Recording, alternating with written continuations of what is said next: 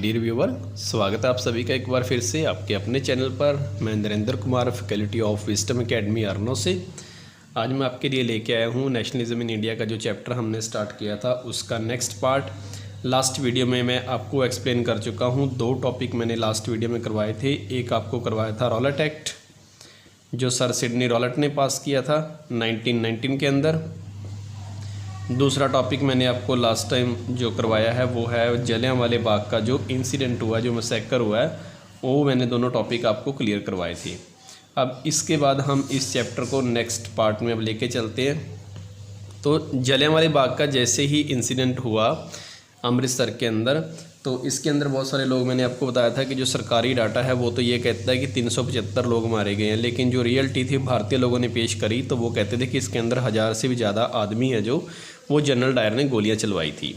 तो इसी बात की जांच करने के लिए अंग्रेज़ों ने एक कमेटी का गठन किया जिसको हम बोलते हैं हंटर कमेटी या हंटर कमीशन भी आप इसको लिख सकते हैं। तो भारत की सरकार अंग्रेज़ों की जो सरकार थी उन्होंने हंटर कमीशन की स्थापना की ताकि जो जलियांवाले बाग के अंदर इंसिडेंट हुआ है उसकी जांच करवाई जा सके। तो इस कमीशन ने अपनी रिपोर्ट में 2 बातें कही कि एक तो उन्होंने ये बोला कि जो स्थिति थी उस समय वो आउट ऑफ कंट्रोल थी, इसीलिए जनरल डायर को गोलियां चलानी पड़ी और वो काफ़ी हद तक जायज़ थी। मतलब इन्होंने डायरेक्टली जनरल डायर को सपोर्ट किया इस रिपोर्ट के अंदर कि वहाँ पर कंडीशन ही कुछ ऐसी थी कि जनता को कंट्रोल करने का जनरल डायर के पास कोई और रास्ता नहीं था।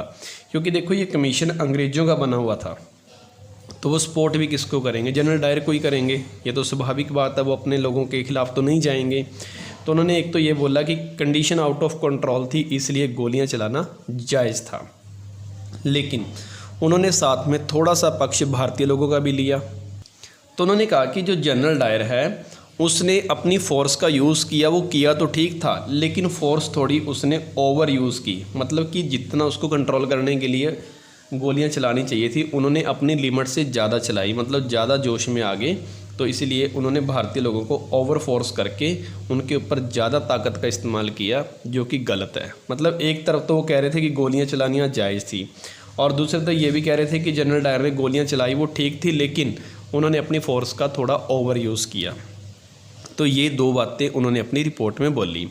और उसके बाद पनिशमेंट क्या दी गई, वो कहते हैं कि अगर आप फिर भी बोलते हो कि हमारे आदमी की गलती है तो हम इसको पनिशमेंट के तौर पे क्या कहेंगे कि ये इंग्लैंड वापस जा रहा है, हम इसको इंग्लैंड वापस भेज देंगे। तो ये उनकी पनिशमेंट थी। देखो पनिशमेंट क्या दे रहे हैं, कह रहे हैं कि हम इस बंदे को इंग्लैंड वापस भेज देंगे। ये कोई पनिशमेंट नहीं हुई, ये तो भारतीय लोगों के साथ सीधा सीधा एक धोखा था। और जैसे ही जनरल डायर को वहाँ इंग्लैंड में वापस भेजा गया तो ब्रिटिश पार्लियामेंट ने, जो अंग्रेज़ों की संसद थी, उन्होंने जाते समय ही जैसे ही वो पार्लियामेंट के अंदर पहुंचे तो जनरल डायर को सम्मानित किया गया और इनको एक अवार्ड दिया गया, स्वॉर्ड ऑफ ऑनर। अब वहाँ पे भारतीय लोगों को ये क्या कहा जा रहा है कि जनरल डायर ने गलती की है, हम उसको इंग्लैंड वापस भेज रहे हैं, लेकिन जैसे ही ब्रिटिश पार्लियामेंट में पहुंचा तो उसको वहाँ की पार्लियामेंट ने जाते समय ही एक इनाम टाइटल दिया, स्वॉर्ड ऑफ ऑनर। तो ये सीधा सीधा भारतीय लोगों के लिए एक बहुत बड़ी दुख की बात थी कि भारतीय लोगों को मारकर एक व्यक्ति वापस अपने देश में जा रहा है, उसकी पनिशमेंट ये है, और ऊपर से जाते सार ही उसको स्वॉर्ड ऑफ ऑनर से सम्मानित किया जा रहा है। तो इससे भारतीय लोग काफ़ी ज़्यादा अंग्रेज़ों से नाराज़ हो गए और वो कहते हैं कि हम हंटर कमीशन की जो रिपोर्ट है या हंटर कमेटी की जो रिपोर्ट है हम इसको नहीं मानते, हम अपनी खुद की एक टीम बनाएंगे। जो हंटर कमीशन ने रिपोर्ट करी पेश की है उसका हम विरोध करते हैं। और उन्होंने एक नई रिपोर्ट तैयार की जिसको हम बोलते हैं तहकीकात कमेटी। तो ये रिपोर्ट थी हमारी जो भारतीय कमेटी ने तैयार करी और इस कमेटी का नाम था तहकीकात कमेटी। ये कमेटी हंटर कमीशन की रिपोर्ट के अगेंस्ट बनाई गई थी और इसके अंदर जो मेंबर थे, एक तो आपको उसको अंदर नाम याद रखना है, ट्रिपल एम। ट्रिपल एम का मतलब मदन मोहन मालवीय। ये हमें आगे भी आएंगे, 1932 का जो पूना पैक्ट हुआ उसके अंदर भी हमारे को इसकी ज़रूरत पड़ेगी। Triple M, Madan Mohan Malviya. दूसरे इसके अंदर नाम है आपका CR दास। CR दास का पूरा नाम चित्तरंजन दास। चित्त रंजन दास, ठीक है। तो उसके बाद एक थे तैयब जी। तैयब जी के बारे में मैंने पहले भी बताया था कि ये मुसलमानों की तरफ से बनने वाले कांग्रेस पार्टी के पहले प्रधान थे। 1887 के अंदर जो कांग्रेस पार्टी की मीटिंग हुई थी तो ये उसके अंदर प्रधान बने थे, कांग्रेस पार्टी के फर्स्ट मुस्लिम प्रेसिडेंट। एक इस कमेटी के अंदर व्यक्ति थे पंडित जवाहरलाल नेहरू जी, और एक व्यक्ति थे इनके अंदर महात्मा गांधी जी। तो ये 5 लीडर थे जिनकी ये टीम तैयार करी गई थी, और इन्होंने ही जलियांवाला बाग के अंदर जो इंसिडेंट हुआ है तो उसकी जांच करने के लिए कमेटी बनाई गई थी। और उन्होंने बोला था कि ये जलियांवाला बाग का कांड हुआ है, ये सीधा सीधा भारतीय लोगों के ऊपर एक तरह से बहुत बड़ा जुर्म था। और इन्होंने इस रिपोर्ट को बोला, हंटर कमीशन की रिपोर्ट जो पेश हुई थी उस रिपोर्ट को इन्होंने नाम दिया shameless cover up. Shameless cover up. Shameless cover up का हिंदी में मतलब होता है लीपा पोथी। मतलब ये तो सिर्फ कि हमारे ऊपर एक लीपा पोथी करी गई है कि उसको हंटर कमीशन ने जनरल डायर को वापस भेज दिया और वहाँ पे जाके वहाँ पर उसको जो अवार्ड दिया। तो ये तो कह रहे हैं कि एक तरफ से हमारी तरफ से कमेटी बनाई ज़रूर गई है, लेकिन वो सिर्फ एक लीपा पोथी थी। उसके लिए भारतीयों के अंदर कुछ भी खास ऐसा डिसीजन नहीं हुआ जो भारत के फेवर में हो। किसी को कोई सज़ा नहीं हुई, सिर्फ सज़ा क्या दी है कि हम उसको इंग्लैंड वापस दे रहे हैं। तो इसीलिए हंटर कमीशन की रिपोर्ट को इन्होंने बोला शेमलेस कवर अप बोला। तो ये भारतीय लोगों की तहकीकात कमेटी के आपको मेंबर याद रखने हैं, और इन्होंने इसको हंटर कमीशन को बोला शेमलेस कवर अप। इसके बाद हमारे पास नेक्स्ट टॉपिक आता है खिलाफत मूवमेंट। खिलाफत मूवमेंट 1919 से लेके 1922 तक, 1919 से लेके 1922 तक ये खिलाफत मूवमेंट चली है। अब ये खिलाफत मूवमेंट क्या थी? अब देखिए, जैसे ही फर्स्ट वर्ल्ड वॉर हुई थी 1914 से लेके 1918 तक 4 साल हमारी फर्स्ट वर्ल्ड वॉर चली। और इस फर्स्ट वर्ल्ड वॉर के अंदर जो मुस्लिम लोग थे उन्होंने ब्रिटिश लोगों का साथ दिया। वो कहते थे कि हम आपका साथ देंगे, और ब्रिटिश ने मुसलमानों से ये वादा किया था कि हम आपके जितने भी रिलीजियस मामले हैं, मतलब आपके धार्मिक जितने भी मैटर्स हैं, उनके अंदर किसी प्रकार की हम इंटरफेरेंस नहीं करेंगे, कि आप अपने धर्म को फ्रीली इंजॉय कर सकते हो इंडिया के अंदर, हम आपके धार्मिक मामलों में किसी प्रकार का भी हस्तक्षेप नहीं करेंगे। लेकिन फर्स्ट वर्ल्ड वॉर के बाद आपको पता है कि इस ग्रुप में एक कंट्री फाइट कर रहा था इंग्लैंड के खिलाफ, जिसका नाम था टर्की। तो फर्स्ट वर्ल्ड वॉर के अंदर जो टर्की था वो इंग्लैंड के ख़िलाफ़ लड़ रहा था, और आपको पता है कि फर्स्ट वर्ल्ड वॉर के अंदर जो इंग्लैंड का ग्रुप था वो जीत गया था, और उन्होंने टर्की के ऊपर कब्जा कर लिया था। और वहाँ जो टर्की के मतलब किंग थे, जो मुसलमानों के मेन हेड माने जाते हैं, खलीफा।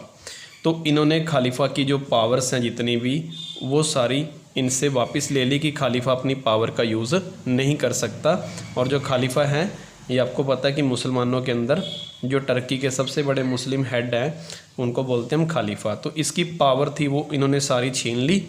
तो इससे भारत में रहने वाले जो मुसलमान लोग थे उनके अंदर अंग्रेज़ों के ख़िलाफ़ ये नफ़रत पैदा होगी कि हमें तो ये कहते थे कि हम आपका फर्स्ट वर्ल्ड वॉर में अगर साथ देंगे तो हम आपके धार्मिक मामलों में इंटरफेरेंस नहीं करेंगे, और दूसरी तरफ यही इंग्लैंड हमारे जो टर्की का मुसलमानों का किंग है एक तरह से, तो उसकी इन्होंने सारी पावर्स छीन ली। तो इसका मतलब तो अंग्रेज़ हमारे धार्मिक मामलों में इंटरफेरेंस कर रहे हैं। तो इसी बात से भारत के अंदर जो मुसलमान लोग थे वो नाराज़ हो गए कि ये तो इस्लाम धर्म के ख़िलाफ़ सीधा सीधा अंग्रेज़ों का अटैक है। और इसी के चलते भारत के अंदर जनवरी 1921 के अंदर 2 भाई जिनको हम अली बंधु बोलते हैं या अली ब्रदर्स बोलते हैं, इन्होंने अंग्रेज़ों के ख़िलाफ़ एक मूवमेंट स्टार्ट किया जिसको हम बोलते हैं खिलाफत मूवमेंट। खलीफा से ही ये वर्ड खिलाफत बना। तो इसके अंदर आपको दोनों भाइयों के नाम याद रखने हैं। एक का नाम है मौलाना शौकत अली, मौलाना शौकत अली, मौलाना शौकत अली, और दूसरे हैं आपके मौलाना मोहम्मद अली। ये 2 भाई थे जिन्होंने इस मूवमेंट को लीड किया, और उन्होंने क्लियर कर दिया कि हम आज के बाद अंग्रेज़ों का साथ नहीं देंगे। और इसी बात का फ़ायदा उठाया महात्मा गांधी जी ने। और यहाँ से आप ध्यान रखेंगे कि अभी इसी के साथ साथ महात्मा गांधी ने भी भारत के अंदर अपना एक आंदोलन शुरू किया हुआ है जिसको हम बोलते हैं नॉन कॉपरेशन मूवमेंट, सविनय अवज्ञा आंदोलन, शायद इसको हिंदी में यही बोलते हैं, सविनय अवज्ञा आंदोलन। फिर भी आप एक बार कंफर्म कर लेना हिंदी वाले स्टूडेंट्स, सविनय अवज्ञा आंदोलन। तो महात्मा गांधी ने ये सोचा कि ये एक अच्छा मौका है, क्योंकि मुसलमान जो सोसाइटी थी वो पहले ही महात्मा गांधी की पहुंच से बाहर थी, तो इसीलिए महात्मा गांधी जी ने इस खिलाफत मूवमेंट को पूरा सपोर्ट किया। गांधी जी ने बोला कि मैं आपकी इस मूवमेंट को सपोर्ट करता हूं, और सपोर्ट करने के साथ ही भारत के अंदर जो हिंदू और मुसलमान थे ये दोबारा से एक दूसरे के साथ कनेक्ट हो गए, मतलब इन दोनों के अंदर दोबारा से फिर यूनिटी क्रिएट होगी। और इसी के चलते महात्मा गांधी जी ने एक कमेटी का गठन किया 1922 के अंदर, और उस कमेटी का नाम था अखिल भारतीय मुस्लिम कमेटी, ताकि मुसलमानों को ये एहसास करवाया जा सके कि भारत के हिंदू आपके साथ खड़े हैं। और ये कमेटी का गठन हुआ था दिल्ली के अंदर 1922 के अंदर। तो ये कमेटी बनाई मुसलमानों के हकों के लिए, उनके राइट्स के लिए, अखिल भारतीय मुस्लिम कमेटी, और महात्मा गांधी जी ने इसको पूरा सपोर्ट किया, जिससे भारत के अंदर हिंदू और मुसलमानों के अंदर एकता पैदा होनी शुरू होगी। तो ये था आपका खिलाफत मूवमेंट। इसके बाद हमारे पास नेक्स्ट मूवमेंट है महात्मा गांधी जी की नॉन कॉपरेशन मूवमेंट, जो कि खिलाफत मूवमेंट के साथ साथ पैरेलल चली है। अब इसकी जो फॉर्मल शुरुआत महात्मा गांधी जी ने करी है, ये शुरुआत हुई आपकी 1 अगस्त 1920 को। महात्मा गांधी जी ने भारत के अंदर ये आंदोलन शुरू कर दिया 1 अगस्त 1920 को। तो अगस्त में ये मूवमेंट स्टार्ट हुआ, तो उसके बाद सितंबर 1920 के अंदर ही कांग्रेस पार्टी का नागपुर के अंदर एक सम्मेलन हुआ, जो कि टेम्परेरी था। टेम्परेरी का मतलब है कि वैसे तो मैंने आपको बताया था कि जो कांग्रेस पार्टी का सम्मेलन होता था, हर साल मीटिंग होती थी, वो होती थी दिसंबर के महीने में, जो ऑफिशियल होती थी। लेकिन इस बार स्पेशल सेशन बुलाया गया था सितंबर के महीने में, क्योंकि महात्मा गांधी जी ने अगस्त के अंदर क्या स्टार्ट कर दिया था, नॉन कॉपरेशन मूवमेंट। तो इसी के ऊपर चर्चा करने के लिए सितंबर के अंदर अगले ही महीने नागपुर के अंदर कांग्रेस पार्टी का एक सम्मेलन हुआ, जिसके लीडर थे लाला लाजपत राय। तो ये इनके प्रेसिडेंट थे उस समय। तो इन्होंने दिसंबर की बजाय सितंबर में ये स्पेशल मीटिंग बुलाई, और इन्होंने नॉन कॉपरेशन मूवमेंट के ऊपर चर्चा की। अब इस मूवमेंट के फेवर में कौन थे? इनके फेवर में एक तो थे अली ब्रदर मैंने जैसे लास्ट में बताया, मौलाना शौकत अली और मौलाना मोहम्मद अली, ये दोनों भाई इस मूवमेंट को सपोर्ट कर रहे थे, क्योंकि महात्मा गांधी इनको सपोर्ट कर रहा था। तो रियलिटी है कि ऑब्वियसली है कि ये दोनों एक दूसरे को सपोर्ट करेंगे। इसके अलावा इस मूवमेंट को सपोर्ट किया था मोतीलाल नेहरू जी ने, जो कि जवाहरलाल नेहरू के पिताजी थे। तो इन्होंने महात्मा गांधी जी के इस आंदोलन को फेवर किया। अब महात्मा गांधी के फेवर में कौन नहीं थे?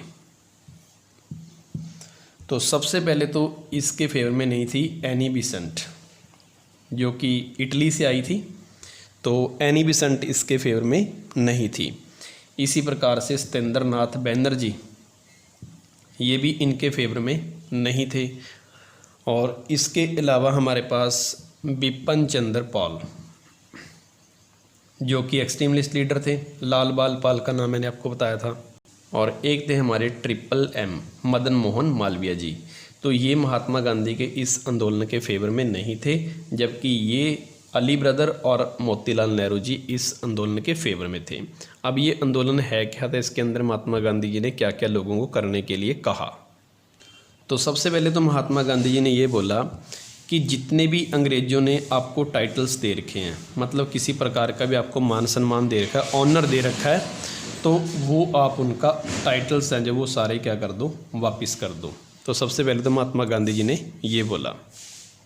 उसके बाद दूसरा ये बोला कि refusal to attend the government durbar, refusal to attend the government durbar, कि सरकार के द्वारा जितनी भी ये कोई दरबार का मतलब क्या होता है, जैसे लेजिस्लेटिव असेंबली है, तो इनको आप अटेंड करने से मना कर दें कि हम आपकी जो लेजिस्लेटिव असेंबली हैं उनका बायकाट कर रहे हैं, हम उसके अंदर नहीं आएंगे। तीसरा उन्होंने बोला बायकॉट ऑफ ब्रिटिश कोर्ट्स, कि जो अंग्रेज़ों की बनाई गई कोर्ट्स हैं उनके अंदर जाना बंद कर दें। और ये बात किनको बोली? उन्होंने वकीलों को बोली कि अंग्रेज़ों की बनाई हुई कोई भी अदालत है उसके अंदर आप नौकरी करना बंद कर दें।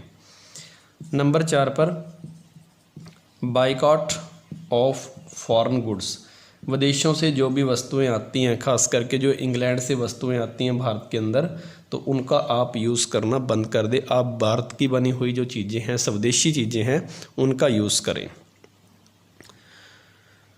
और उसके बाद जो आम जनता थी, जनरल पब्लिक थी, उनको ये बोला कि आप रिफ्यूज़ कर दें, रिफ्यूज़ टू डू जॉब्स, कि जो भी अंग्रेज़ों ने आपको जॉब्स दे रखी हैं आप उनको करने से मना कर दें, आप जॉब्स पे जाना बंद कर दें। स्टूडेंट्स के लिए बोला कि आप भी गवर्नमेंट के जो स्कूल्स हैं, बाइकआउट ऑफ गवर्नमेंट स्कूल, कि जो गवर्नमेंट के बनाए गए स्कूल हैं उनको आप बाइकआउट कर दें, आप भारत के जो स्कूल हैं उनके अंदर जाना शुरू कर दें। ठीक है, तो ये महात्मा गांधी जी की नॉन कॉपरेशन मूवमेंट्स के अंदर स्टेप्स थे। उन्होंने बहुत सारे विदेशी जो कपड़े थे उनको आग में जलाया, और यहाँ तक कि महात्मा गांधी जी ने अपनी जो वकालत थी वो छोड़ दी थी। मोतीलाल नेहरू और हमारे दूसरे थे महात्मा गांधी जी, और एक थे डॉक्टर राजेंद्र प्रसाद। इन्होंने तो अपनी जो वकालत की काम था वो छोड़ दिया था कि हम अंग्रेज़ों की कोर्टों में काम नहीं करेंगे। तो ये काम उन्होंने करे सारे नॉन कॉपरेशन मूवमेंट के अंदर, और इस मूवमेंट को महात्मा गांधी जी ने लीड किया। अब इसके बाद बात आती है कि महात्मा गांधी जी ने ये आंदोलन शुरू किया क्यों, इसके पीछे कारण क्या था। तो इसके पीछे सबसे बड़ा कारण था फर्स्ट वर्ल्ड वॉर, कि एक तो जो फर्स्ट वर्ल्ड वॉर हुआ था उसके कारण महात्मा गांधी जी अंग्रेज़ों से नाराज़ थे, क्योंकि फर्स्ट वर्ल्ड वॉर के अंदर एक तो भारत के अंदर जो कीमतें थी वो लगातार बढ़ रही थी, एक तो ये कारण था। और दूसरा था इसके अंदर बहुत सारे जो इंडियन थे वो मारे गए थे, सिविलियन मारे गए थे, आम जनता मारी गई थी इस लड़ाई के अंदर।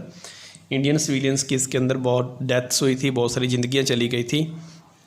तीसरा कारण था कि इसी समय भारत के अंदर बहुत बड़े लेवल पर क्रॉप फेलियर हुआ, जैसे कि अहमदाबाद का मैंने आपको केस करवाया था, खेड़ा मिल का करवाया था, खेड़ा का, तो उनके अंदर बहुत सारी जानें चली गई थी। और इसके अलावा अंग्रेज़ों ने भारत के लोगों से पैसा लेके, और वो सारा पैसा भारत के लोगों के ऊपर ना लगा के अपने डिफेंस के ऊपर खर्चा किया, मतलब लड़ाई के ऊपर पैसा बहुत ज़्यादा खर्च किया, और भारतीय लोगों को फोर्स किया गया कि वो आर्मी को ज्वाइन करें। तो ये फर्स्ट वर्ल्ड वॉर के कारण, इन कारणों के कारण महात्मा गांधी जी फर्स्ट वर्ल्ड के रिजल्ट से नाराज़ थे। और उसके बाद दूसरी नाराज़गी महात्मा गांधी को थी रॉलेट एक्ट से, और रॉलेट एक्ट के बारे में मैंने एक्सप्लेन किया था पीछे। ये एक तरह का मार्शल लॉ था कि शक के आधार पे किसी को भी गिरफ्तार कर लेते थे। और उसके बाद महात्मा गांधी जी की नाराज़गी थी इसके बाद जलियांवाले बाग के मैसेकर के कारण, कि ਜਿਹੜਾ जलियांवाला बाग का जो कांड हुआ है उससे महात्मा गांधी जी नाराज़ थे। उसके बाद महात्मा गांधी को बैक टू बैक एक घाव ये दिया गया कि अंग्रेज़ों ने जो खिलाफत मूवमेंट जो अभी हमने पीछे पढ़ा है कि मुसलमानों के साथ उन्होंने एक तरह से धोखा किया था, तो इस खिलाफत मूवमेंट के फेवर में महात्मा गांधी ने ये आंदोलन शुरू किया था। और इसके अलावा जो पहले खेड़ा का सत्याग्रह था, जो अहमदाबाद मिल का केस था, तो इन कारणों से भी महात्मा गांधी नाराज़ थे। तो ये सभी कारण थे जिसके कारण महात्मा गांधी जी ने नॉन कॉपरेशन मूवमेंट को सपोर्ट किया था। ठीक है, तो अब इसके बाद हम नेक्स्ट वीडियो में ये पढ़ेंगे कि इस कॉपरेशन मूवमेंट का इम्पैक्ट क्या पड़ा भारत के ऊपर, ये फेल क्यों हुई, ये मैं आपको वीडियो के नेक्स्ट पार्ट में समझाऊंगा। तो यहाँ तक आप इसको राइट डाउन कर लीजिएगा और कमेंट सेक्शन के अंदर अपने जो व्यूज़ हैं वो पेश कीजिएगा। Thank you for watching.